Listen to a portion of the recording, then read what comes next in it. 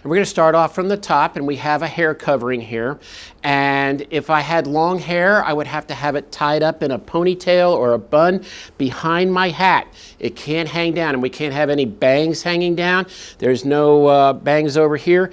Everything has to be covered so that there is no chance of contamination of foods.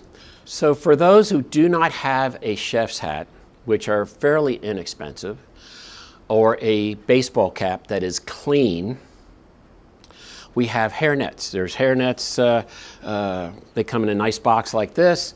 They come in a nice little white wrapper like this, and there's, voila, your hair net that no one else has worn before.